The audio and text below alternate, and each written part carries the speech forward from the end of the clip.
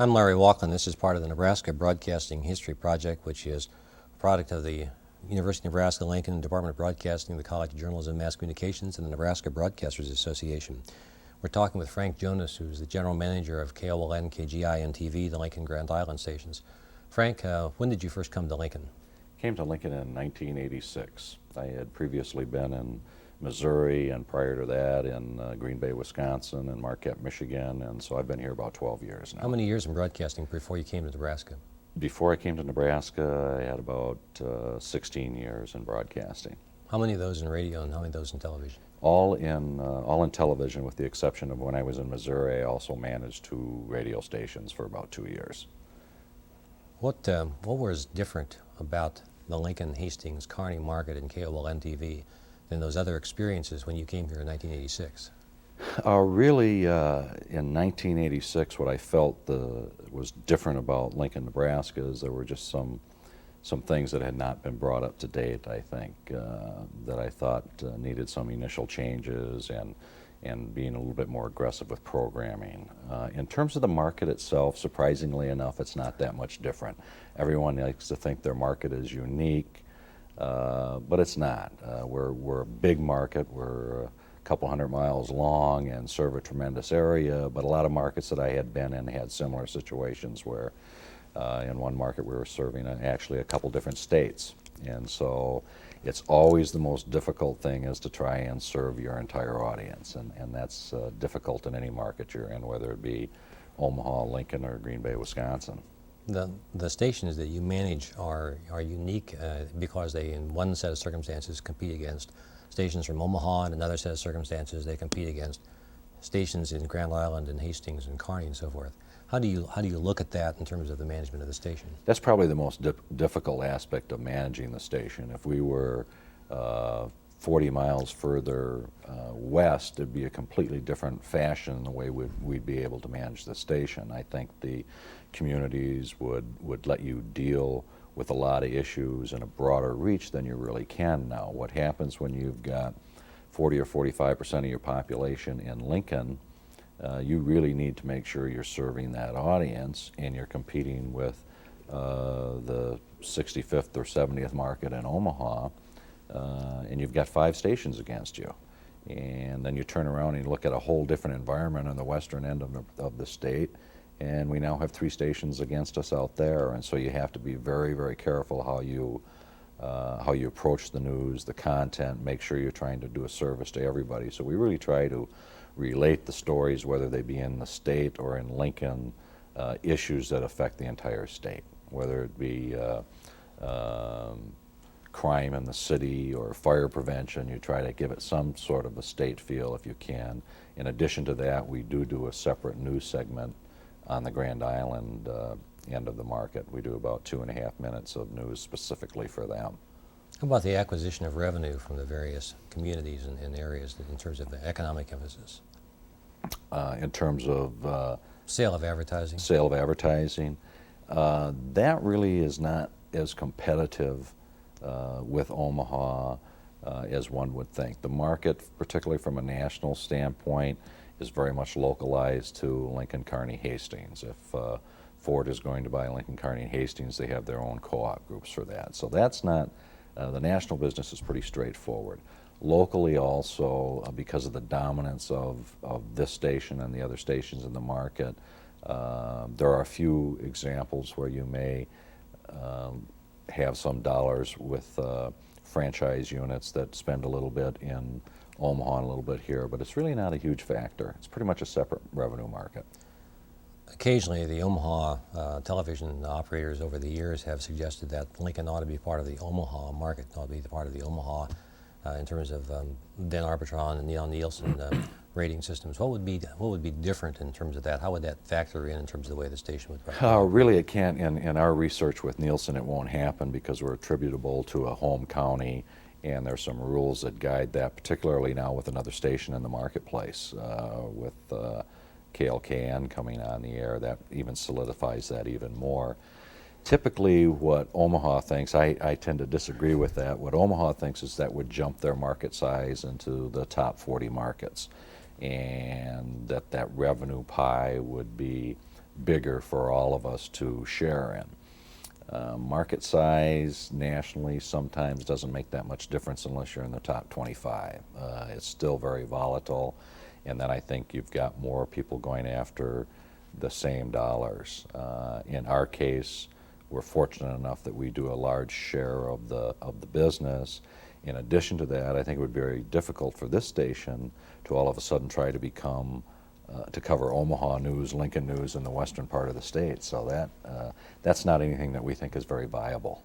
Looking at revenue over the years since '86 that you've been with the stations, how much of the revenue in terms of local sales, percentage-wise, would come from sales in the immediate Lincoln area, and how much from areas outside in the KGIN coverage area? Probably about. It's a little funny because one of the things that we do is we'll take the franchise groups like Pizza Hut and McDonald's, and we'll do all that business out of Lincoln, even though there are restaurants in the western end of the state. So pretty much what gets attributed to Grand Island is the local retail sales. So I would guess that if you just separated the retail sales, we probably do about 70% in Lincoln, and they do about 30% in Grand Island. You mentioned in part of the discussion the addition of Channel 8, the KLKN station in Lincoln, as a part of the solidification of this as a distinct market. Talk a little bit more about how that fits together, please. Well, potentially what that can do for the marketplace is win some counties that are on fringe areas where the way you have to win a county is you have to have over 50% of the viewing, and at this point it's been us against 4 or 5 to win that county. And so if enough people start watching this ABC affiliate, we could add potentially 10, 15,000 homes to the marketplace. That would make your market just a little bit bigger, get you back down under the 100 mark, maybe to the 94th, 95th market. There'd be some advantage to that, and I think there's some advantage also from a sales standpoint of those few advertisers that maybe were buying some Omaha dollars now look to Lincoln as, all right, we've got a couple stations there we can buy in that Lincoln market, and so we don't need to spend any dollars in Omaha whatsoever. So how does the factor of having the second commercial channel in Lincoln affect the way that you perceive broadcasting in Lincoln, local service, sales, and all these kinds of things for your station? Surprisingly enough, it hasn't changed our philosophy. When we watched the station coming on the air about 4 or 5 years ago, we really had done some strategic planning and said what things would we be doing differently, and we wouldn't be doing anything differently. I mean, we try to constantly improve the news product. I think we've purchased a new news set. Those are all things that would take place anyway. From a sales aspect, it hasn't affected us at all. We've never tried to take, and I think that's something you have to preach when you were a little bit of a one-station market, never take the marketplace for granted and act like the only people in town, because you're not, and you will not be that forever. So I don't think we've changed our the way we approach from a business standpoint at all. So when you talk to your staff and you talked about advertisers, who do you say are your competing stations? Because you've got the Omaha, you've got the local station, you've got the Lincoln Hastings Kearney market and so forth. How many commercial stations do you compete against as you see it? I would say 8. Which is a much tougher market than most people realize. Interesting. Exactly, interesting market. Yeah, you've got 8 television stations coming here, in addition to having another CBS affiliate that comes into the Lincoln market, which is pretty unusual for any market to have 2 CBS affiliates, and now 2 ABC affiliates. So that will always prevent the normal shares in prime time that you would get if you were only the only CBS affiliate. How's the level of competition in 1998 compared to what it was in 1986 when you first came to Lincoln? Huge, because I think there was 3 affiliates in Omaha, and the independent had just gone on 6 months prior to the time that I got here. So we have grown about 4 stations since then. How does that translate out in terms of the revenue expectations of the people who own this station?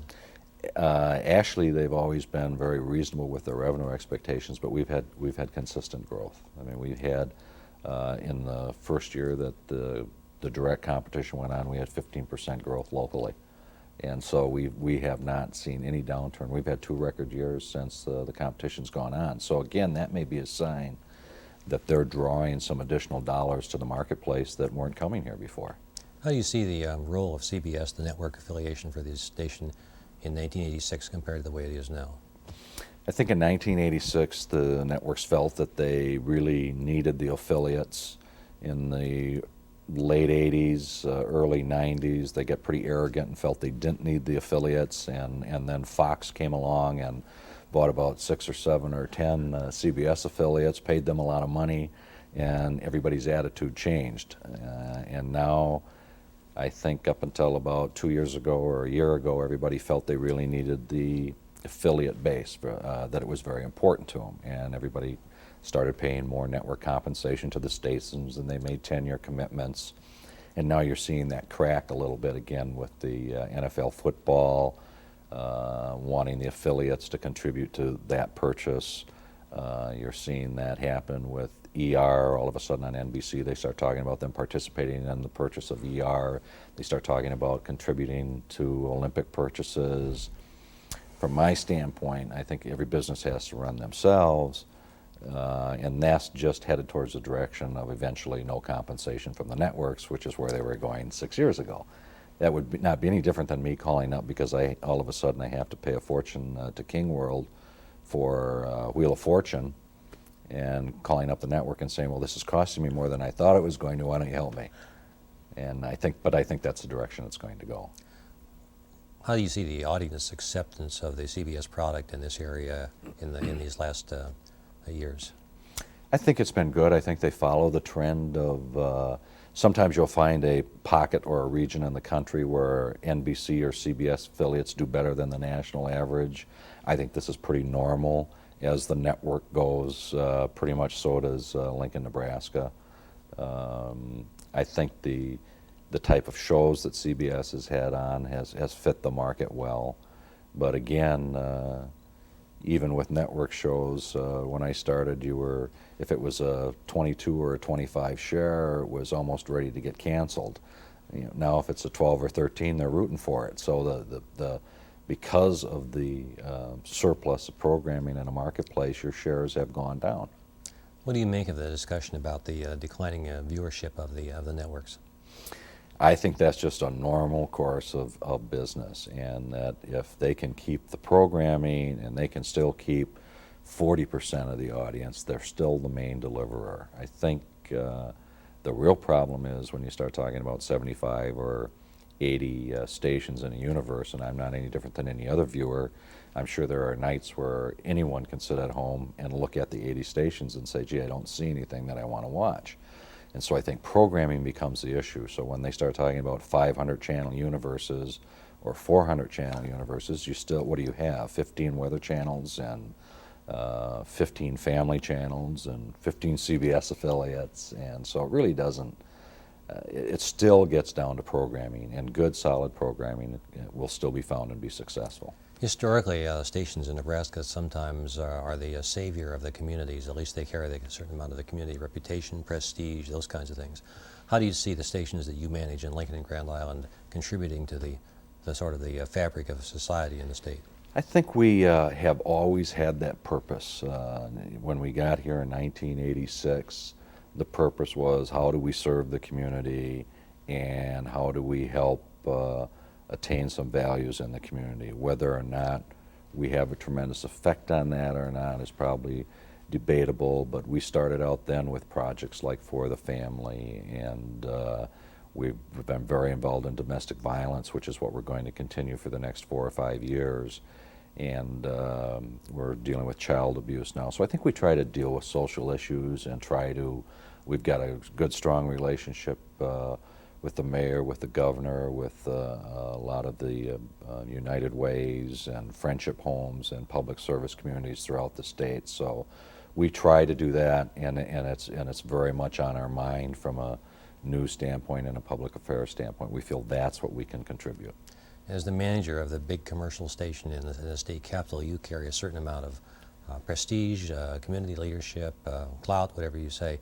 How do you see yourself in terms of the way society is changing in terms of your personal style of operating the television station to help society? Well, I've been fortunate. I think the style that we operate the television station in probably isn't that much different than the style of the company I worked for 25 years ago.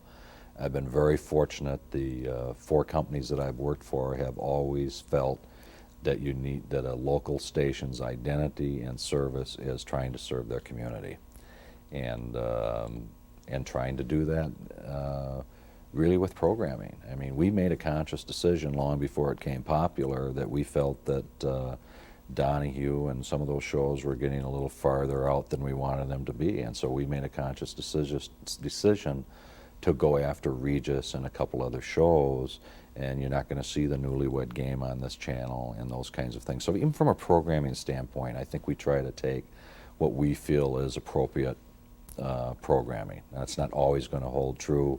And tonight you'll probably see something on CBS that says, "Gee, how could he possibly say that? Look what's on television." That happens to you, but in general, we try to have pretty good programming. Inevitably, in terms of these kinds of decisions, the corporate structure, the programming executives are players and recommenders and so forth. How do you, as the general manager, get involved with those kinds of decisions? Pretty much the way the company that I've been working for has left those decisions up to the station. So they're pretty much the call of the program director and myself, along with letting corporate know what we're going to do. Sometimes there's advantages with Wheel of Fortune and Jeopardy and those couple of issues. That was something we could buy corporately, so we got a little better price by 3 stations buying it. So there is corporate involvement. But really, I've never said you have to buy this program. So we've been fortunate in that respect. You mentioned working for different companies over a period of time that have owned the station and others that you've worked for. Oftentimes, people think of corporations as sort of faceless folks who are out there in some other kind of a different area. Put a face on the corporations. Review just for a little bit who the corporate structures are that have owned this station since you've been here, and how that fits together. Okay. Initially, when I got here, it was owned by the Gillette Corporation, and Gillette was a player with a few small stations, and eventually ended up with about 12 stations and a ski hill, and he was very diversified, meat packing. Vail, Colorado. Yeah, Vail, Colorado. And his mandate really was to serve the community, invest in capital in the product. That's how we rebuilt the television station, put on new offices, invested heavily in equipment, and he was very, very supportive of the local broadcasters. One of the things that happened to him late in the 80s, of course, is that he bought stations at a premium and the bottom fell out of the industry, and so he had some financial problems. Then we moved on to Bussey Broadcasting, and Larry Bussey happened to be the fellow that ran the stations for Gillette. So those were spun off to Bussey. Bussey continued that same philosophy, which is the philosophy that he also mandated really kind of with Gillette, that you need to serve your community. He invested heavily in the station from an equipment standpoint. Was very supportive, non-intrusive, believed in letting the station pretty much run itself, was as much as more of a sounding board. I don't think Larry Bussey ever in the years I've worked for him has ever said you have to do this. So I've been fortunate, and the station has been fortunate in that respect. Now we're moving into a new era with Gray Communications, whom has about 8 stations in the southeast. Don't know a real lot about them, but everything that I do hear is that they're committed to their communities. They let the stations run themselves. I don't feel there's going to be any change in the philosophy or direction of this station. How much is the price, you're the business guy, Frank, how much is the price of the station back in 1986 and the price of the station in 1998? It was probably worth in 86 about $20 million, and probably if you broke down the sale a little bit, it'd be somewhere between 70 and 75 million. Gee, you've been very successful, Frank. Well, I don't have any percentage of that, unfortunately. Increasing the value of the station. Wow, what a deal. But that really is kind of typical of, and a little bit of that is, although not this one I think they paid a fair market value for, but a little of that's going on in the industry right now. In the 80s, what they try to figure is a multiple, and if you make $100,000 and you use a 10-time multiple, that's $1 million that the station's worth. And in the late 80s or mid 80s, those multiples got up to 15, 16, 17, 18. And then when the world kind of fell apart, that's when a lot of companies had a lot of problems supporting that. Those multiples are getting extremely high again. You're seeing some 15, 16 multiples for television stations, and that's because people are real enamored with the success that they're having right now. You have about 3 more GM strikes and Chrysler strike, and all of a sudden the economies of scale change in a hurry. So I think they're being a little overpriced right now. What's the ballpark profit percentage to go for a medium-range television station, now that you always get it and sometimes you exceed it? Most of them now that are buying them or are looking at them to improve are shooting for about 45%. That's a number that you hear a lot. So they'll look for a station many times that is doing 30% or 28% and say, gee, that looks like a turnaround opportunity.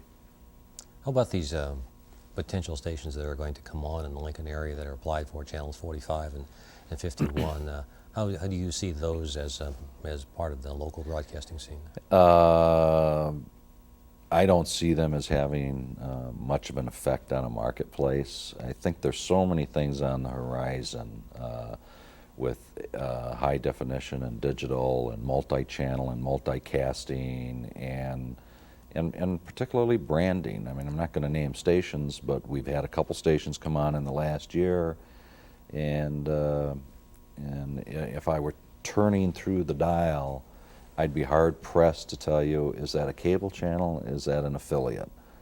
Is that an independent? You turn on one channel, you see the same programming, the next channel's got the same programming, whether it be Warner Brothers or... and so I think the problem you have with a lot of new stations is just establishing an identity. We've been fortunate, we've got a 45-year history here, and that means a lot in this day and age. And it's just real difficult to start anew. So the 45s and the 52s are, I think, questionable.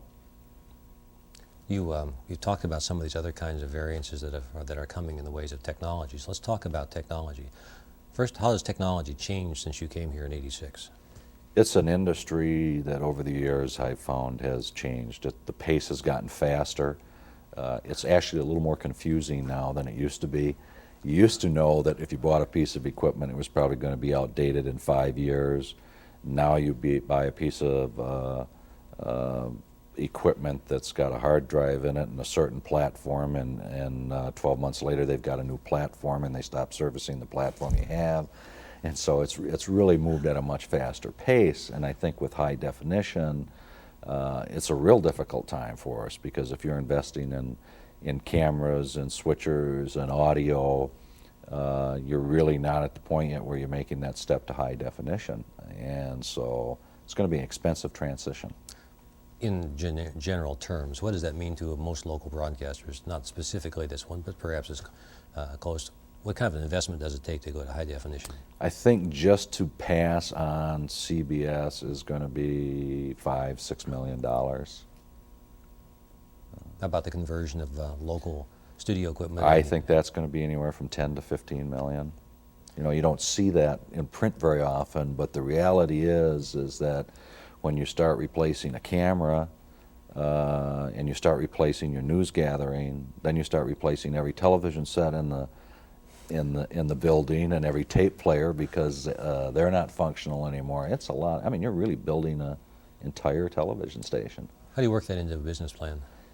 That's a good question. I think right now we haven't got it worked into our business plan. We're continuing to invest in what we need now, and I think the mid-sized markets are way off. You're going to see obviously the New Yorks and the Los Angeles and the Bostons are going to be right up to speed quickly.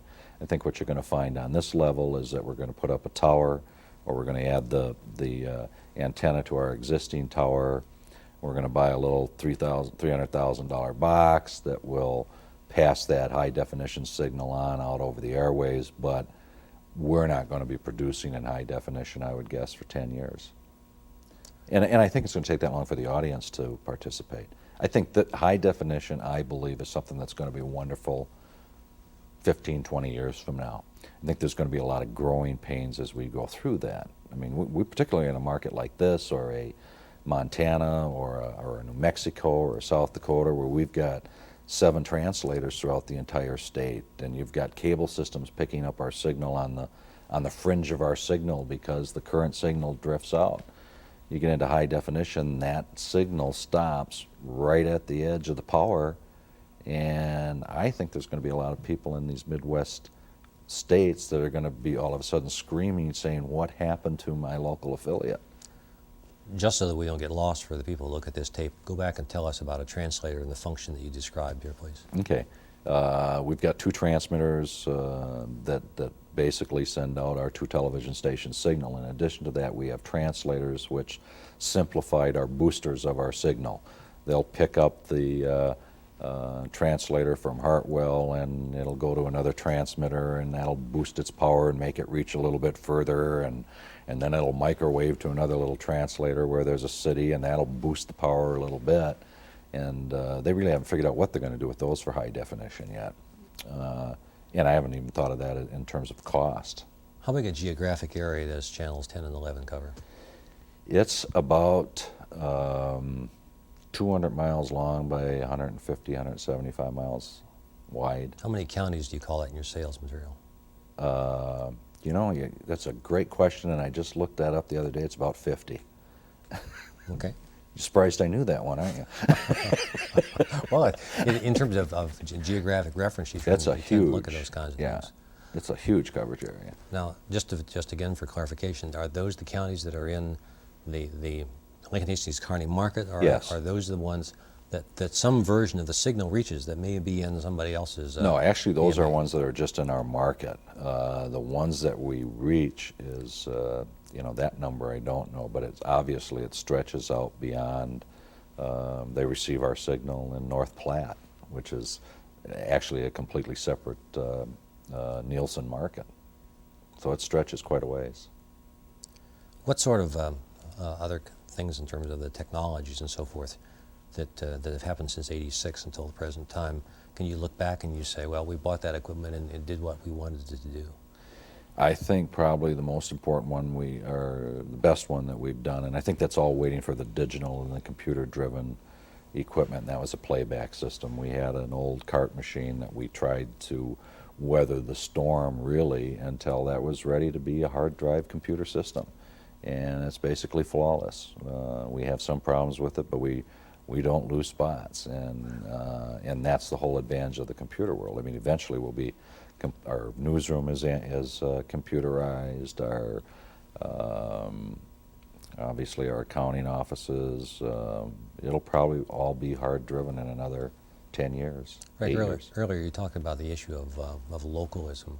Talk about how a local station functions against all the satellite delivered cable channels and other things.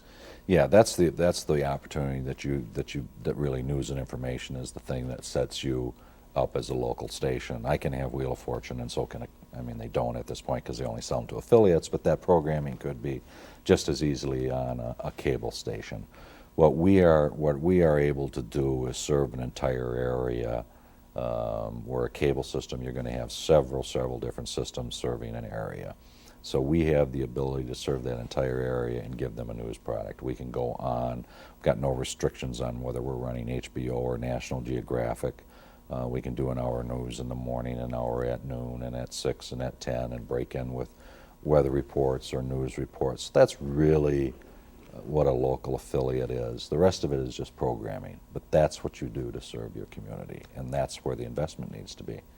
What about those local kinds of the Our Town, the Can Caravan kinds of things that traditionally that the station's done? How do those fit in with the philosophy of serving Nebraska? Those fit in ways of serving the Nebraska by doing some things that are unique that you can do throughout the state. The Can Caravan, we've probably touched on 30 or 40 communities over the course of 10 years and raised over 1 million tons of food. And we've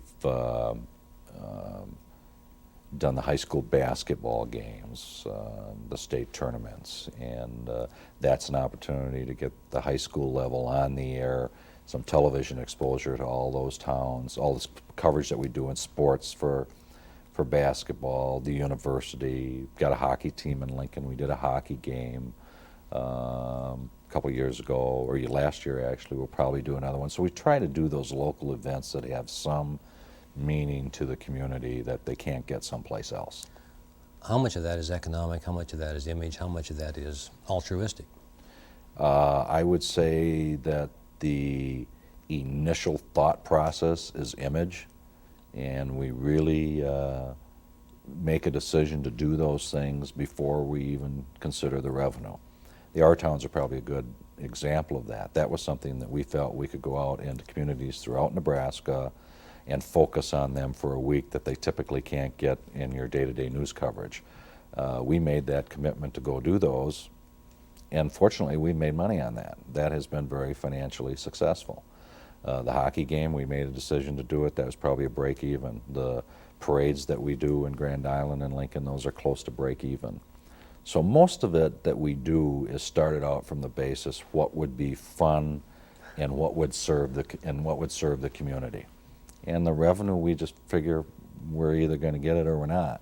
And most of the time you do get it. I think those parades are a big cultural event, so I'd like to go back and pull those together again. The Lincoln Parade is the Star City Parade.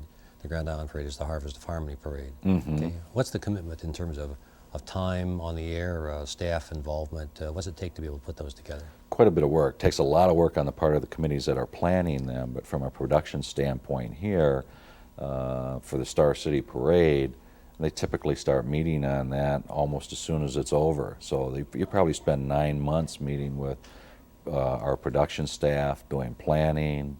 Then you're talking about a remote truck and engineers and production people. So it's very time consuming. Probably parades are as hard as anything to do in terms of a time commitment on the year-long basis. What's the program value of the parade?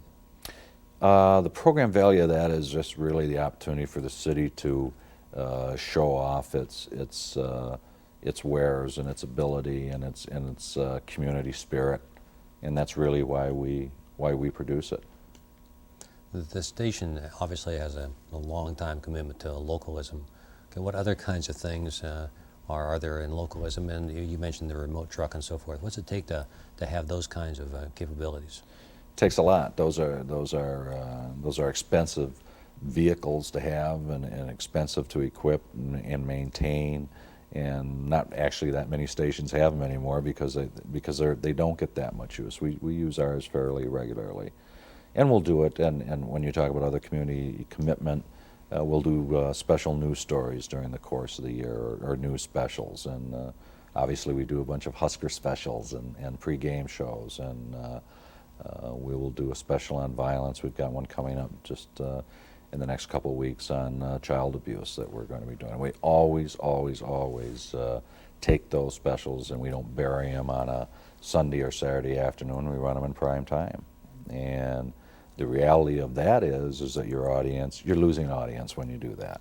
You know, the sad fact is people would rather watch CBS primetime scheduling than a special that deals with problems in their community.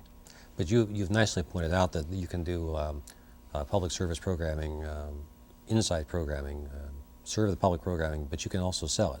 Yes. So talk a little bit about how that fits together. How we sell it. Actually, some of the specials we don't sell. Anything that we've done with and we will make conscious decisions on that. The news products against the violence, those are not for sale. We do that strictly unsponsored with public service announcements in them. Our Towns, that was a conscious decision that we're going to sell that. We do a marketing plan that we work on about a year in advance, and what we really end up doing is determining at that point, we're just about to finish next year's up, and this is only July, we'll have all of 1999 done, and that's when we make the decision with the public affairs person, the news manager, promotion, myself, on what we're going to sell and what we're not going to sell. Now, Frank, since you've been in broadcasting over the years, as well as the time you've been in Nebraska, there have been a number of changes in federal regulations, FCC regulations, the kinds of things that are part of the Telecommunications Act of 1996, the Cable Act of 1992, and those kinds of things. Cable Act particularly was something that was kind of interesting for local broadcasters. How did that fit together in terms of the way that you operate a local Fit station? well. We, whether anyone that was receiving, you're talking about the must-carry issue, yeah, anybody that was receiving us or as a viewer probably didn't think very much of either the television stations or the cable companies during that era, and I don't blame them. It's hard. If you're sitting at home with a television, all you want is your signal. You really don't care who's fighting over it. You want to see your local news and you want to see your programming. From our standpoint, we felt that cable systems had the ability to sell their product, and they were selling their product with the television stations that gave them 60% of their audience at that time. We felt that had a value. Originally, obviously, years ago, it was a must-carry situation where they got our signal because they were an upstart business. I don't believe they're an upstart business anymore. And we held our ground pretty tough on that, and we had several systems. Kearney was off the air, Grand Island. We were off the air for a few weeks until we came to an agreement. We felt we did all right, but really the battle has probably been lost in that arena, and at least in terms of the scale that we personally thought it was worth. And some of that problem is that you couldn't talk to each other, but the networks folded real quickly. All of a sudden, the networks realized that that's the only way anybody in New York can receive me. It's on cable. You're not going to have antennas on those apartment buildings. And so everybody kind of started crumbling around the country a little bit. So that issue kind of came and went, and I find it interesting now because there's ads on saying, because there's satellites now delivery, and now there's ads by the cable company that say, we have the local broadcast stations on our systems and the satellite companies don't. So it's a real interesting mix, I think, between television, satellite, and cable, and I think all of that, we're all going to get along and it's all going to work eventually. I think satellite delivery is, when you start talking about high definition and delivery, I think down the road it's going to be real simple. You'll probably be uplinking your local affiliates, and it'll just be all spot delivered by zip code, and that will be the simplest thing yet and the cleanest signal, and there go the transmitters. Just again for clarification, that at that point the cable companies were asked to compensate the television stations Yes. for some of their programming, and so there had to be some kind of an agreement between the cable operator and the local broadcaster in terms of how that was going to sort out. What would be an example of how that worked out in Lincoln or one of the other communities that you do? Pretty much what happens is you either, and those agreements are all confidential, so neither one of us can share information on them, but pretty much the three things that potentially could happen is you end up giving someone your signal, and they say, we will carry your signal for 3 years. Basically, you demand must carry. Another one is you might be promotional value. They may run spots on their air promoting the local television station. Which, of course, becomes visible at that Which point. becomes visible on cable. And then the other one is just strictly a cash payment of so much per subscriber to pay for the right to carry your signal. What about those arguments the cable people come up with sometimes saying, you local person, television station, pay us or we'll take you off? Pardon me? They would say to the local broadcaster, you pay us or we'll take you off. Right.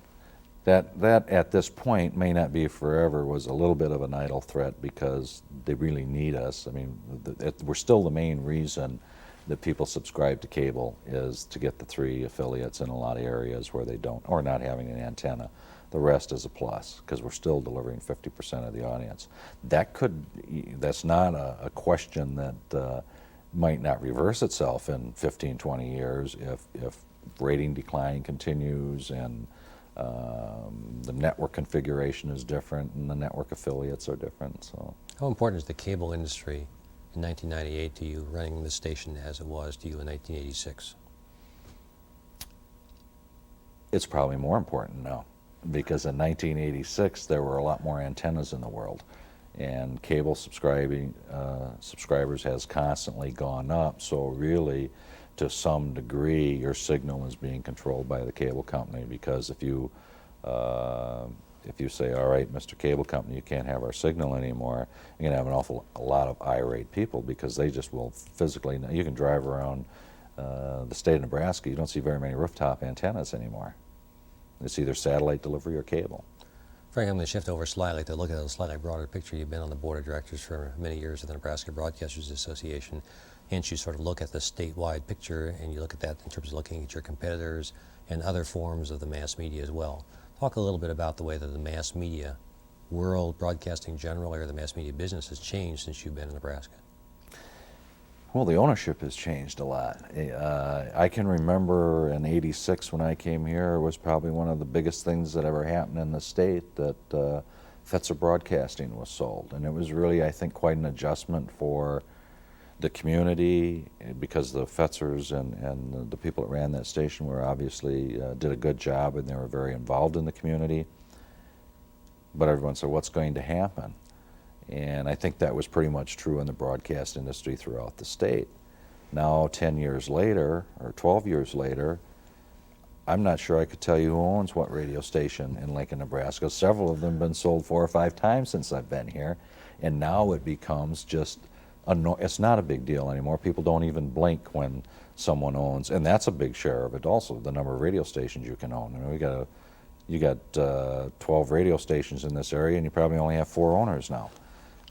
Some of them are owning 3 or 4 radio stations, so that's changed considerably, and that's probably the biggest advent. And just read an article the other day where in the last 5 years we're down 400 owners in radio, and that's because of all the consolidation. You've got owners now with 200 stations and 150 stations and 80 stations, and that's going to continue to grow. How do you think that people in the state perceive broadcasting in the state? I actually think it's pretty well perceived. I think that you've got all the stations in Nebraska, whether they be radio or newspaper or television. I think their main objective is to be fair, and I think the media in Nebraska tries to be fair and handle things in an honest, sincere method. And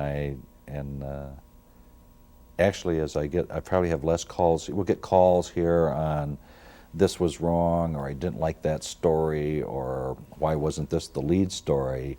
But very, very few, as you asked that question, I can't remember getting very many calls that said, I don't think you were fair. And I think that's pretty true of the media in Nebraska, the radio stations, newspaper, and television.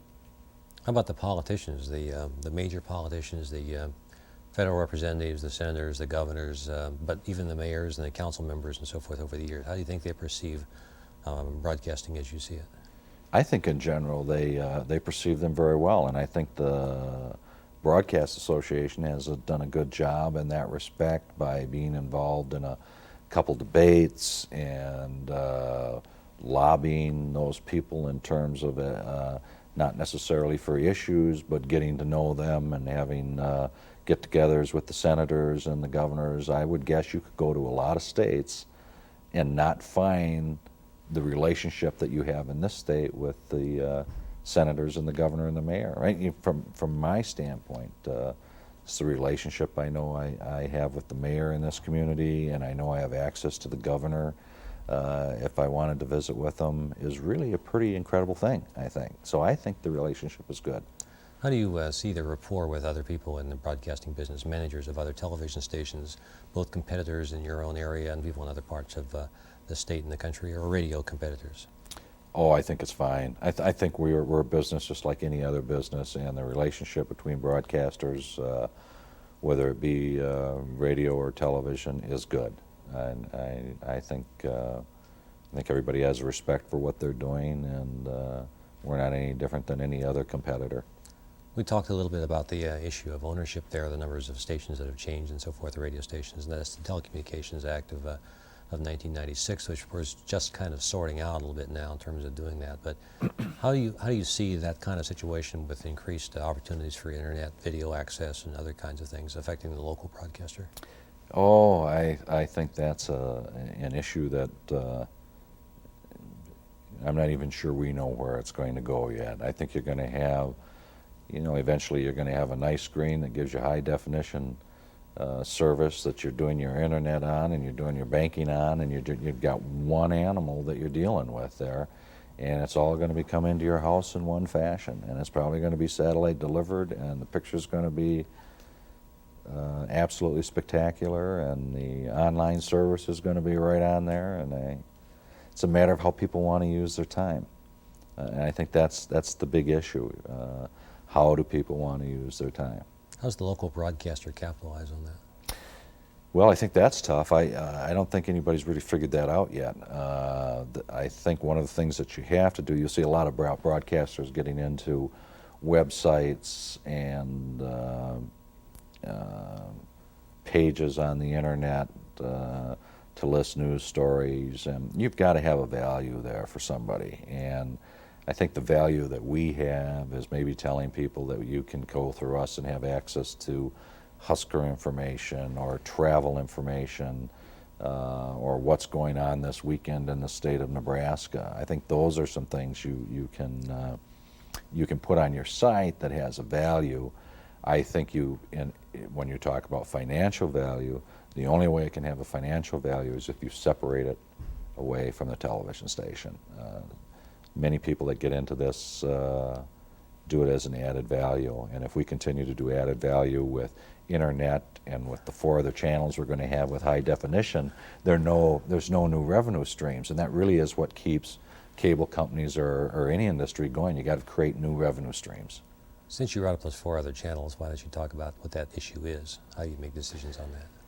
On what you're going to do with high definition, that again is a tough one. If you look at this market, you've got people in New York and Los Angeles that haven't decided what they're going to do with those 4 other stations. Basically, what you can, if you're not broadcasting true high definition 1050 lines, you're going to have access at different times to multicast other channels. And you could have information on there, you could have sports on there, you could have a multitude of different programming options on there. You could buy programming to run on that channel. Again, the trick here is programming and having people that have some interest. My thought over the years sometimes is that the economic well-being of a community often has to do with the effectiveness of the spots on the radio or television stations. Mm-hmm. How much commercial time is usually available on a 24-hour day on the stations? On a 24-hour day on the station. How many availabilities would you allow? Would I allow? Most of the time. Most of the time it averages about 6 to 8 minutes a half hour. And that's probably pretty true, even though all that time is not ours to sell. As an example, we'd have all the time to sell in our own locally produced shows. We'd have all of the time to sell in a Wheel of Fortune. We might have 6 minutes there to sell.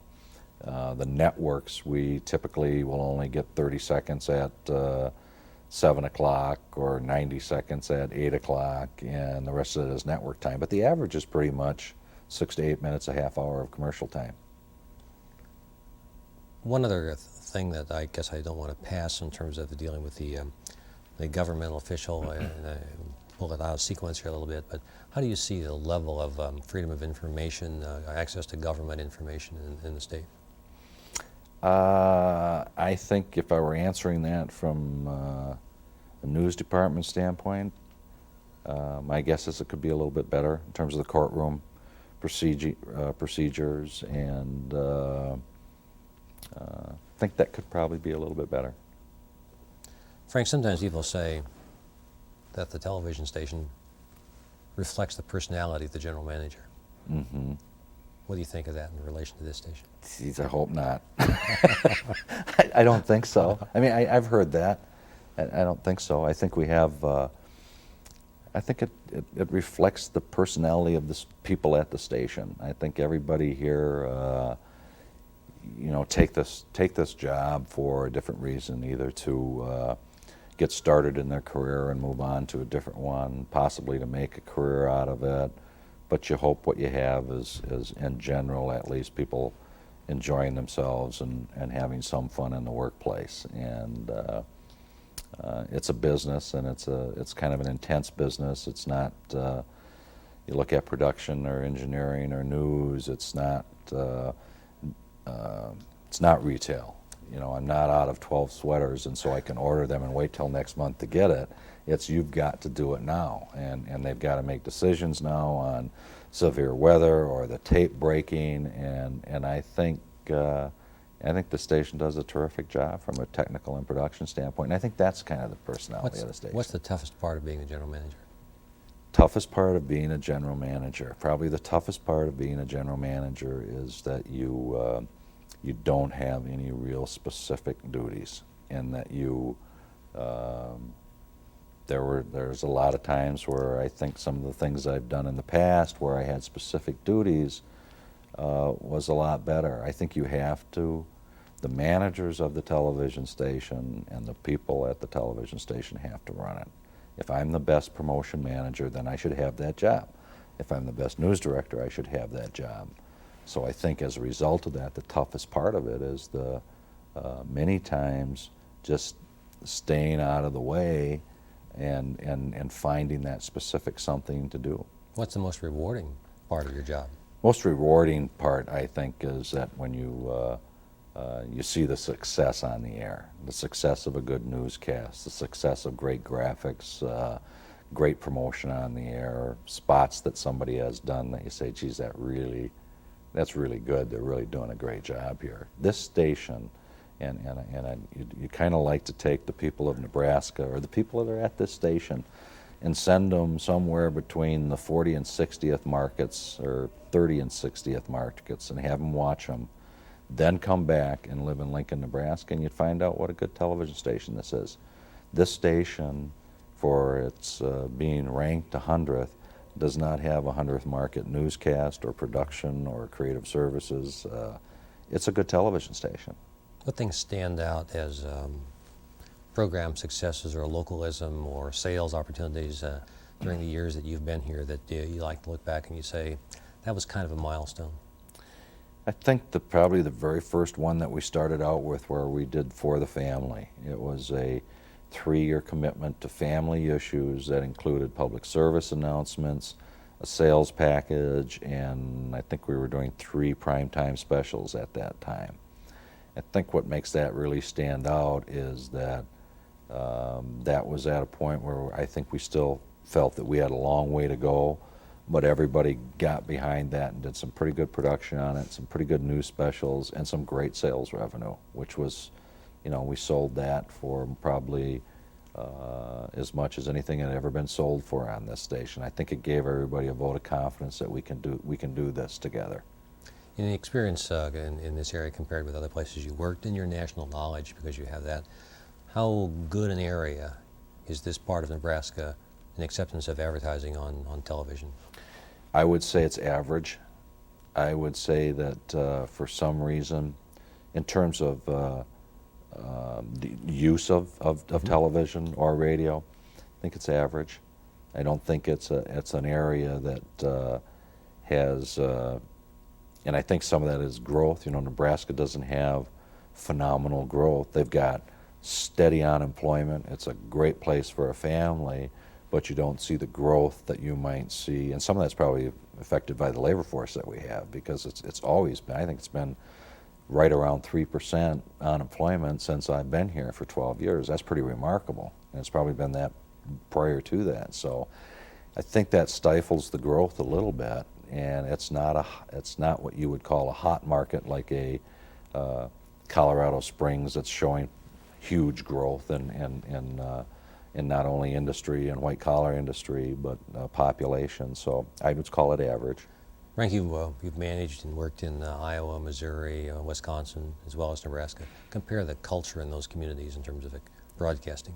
Pretty much the same, and pretty much the same from the standpoint that the people are pretty much the same. All those states are pretty much Midwest, and I think personally, I like the Midwest. I think it's a great place to live, and I think you find a work ethic and an attitude of people. Not being critical of other areas of the country, but for my personality and my lifestyle, I found those that Wisconsin, Iowa, Missouri, Nebraska, pretty much all Midwest, because I was pretty much northern part of Missouri. I was only 60 miles from the Iowa border, so that was pretty much central. Before you came here, you had a wonderful career in broadcast sales, and you've been trained, of course, to analyze the clientele and the audience and so forth. How was it when you got here as compared to what you thought it was going to be like? It was quite a bit different, and not different from a standpoint that it was necessarily wrong for the time, but different in terms of what I thought they were programming. Programming I thought was needed to be updated, and had some programs on the air that I didn't think we were competitive with Omaha from a programming standpoint. I think that was my biggest comparison. And I was also surprised you could get Omaha.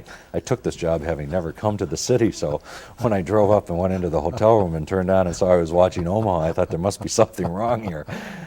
So that was a surprise. But then as I watched Omaha, I didn't feel that the station was competitive with them from a programming standpoint, and I thought it was time to upgrade the news product. Again, we were pretty much leading with weather for 10 minutes, and I think the time had come to do a more traditional newscast. Just to clarify this, is being close to Omaha an advantage or a disadvantage in terms of making the staff and the facility more competitive? I think it's an advantage. It's a disadvantage from the standpoint of it makes it tougher for you to serve your audience because you've got to be so conscious of Omaha. It's an advantage from a competitive standpoint because you want your promotion to be as good, you want your news set to be as good, and I can say that that was not the case all the time. And not only was not the case when I got here, but it was not the case while I was here for a while also. So those things take time and money. And to move it slightly in the other direction, what's the situation in terms of trying to make KGIN the local visibility factor in the area in Grand Island, Hastings, and Kearney, where they have actual stations that are located in those towns, studios, I should say? Yeah, that one what we do, obviously, when we do our weather, we're making sure we talk about Grand Island and Lincoln at the same time. And then in the second segment of the news, we're actually splitting that. You wouldn't know that on either side of the market, but we're doing about 2 minutes of pretty much just Lincoln news and 2 minutes of pretty much just Grand Island news out there. It comes right after the more. We'll be right back. We split that and do a couple separate segments. And actually, in reality, if you look at how much news is done in Lincoln by any station or how much news is done in Grand Island of local events of that day, 2.5 minutes pretty much covers every major story in that area, as it does here, actually. So I think that's effective. You have to be careful how much of that you do from a standpoint of you don't want that to be a lesser product, and the fact of the matter is we have more people here than we have out there. So it becomes a time, people, money kind of decision, and how can we do the best we can and still deliver a good product. How does the network understand the 10-11 concept? Not well. The network doesn't understand it well. The advertisers doesn't, because that is the uniqueness. I started out saying there wasn't that much difference. There isn't that much difference other than the fact that between two stations, to try and tell someone that you're covering the whole market and the stations on the western end of the state only cover 50% of it, and the other station in Lincoln only covers 50% of it, advertising agencies just absolutely don't understand that. You have to draw a picture. Frank, we've come really to the end of the time that I've martyred with you for here. Is there anything else that you'd like to add for the purposes of our historical views? Not really, other than I suppose the only thing anybody that is looking at this, I certainly believe in this industry. Think it's a great industry. I think there's more opportunities in this industry than ever before with the satellite delivery, the CNNs, the cable stations, the MTVs, the networks, the independents. I think it's just a great business to be in, and there are a lot of opportunities for people in it. So with that, I'm hoping that people opt to stay in this business and enjoy it. Frank, Jonas, thank you very much. Again, this is recorded on July the 8th, 1998. Thank you. Okay.